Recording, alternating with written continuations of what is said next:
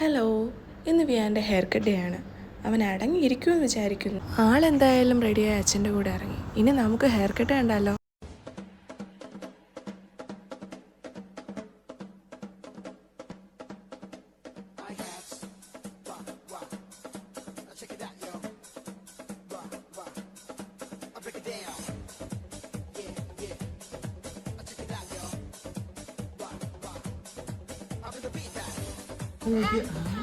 Hai.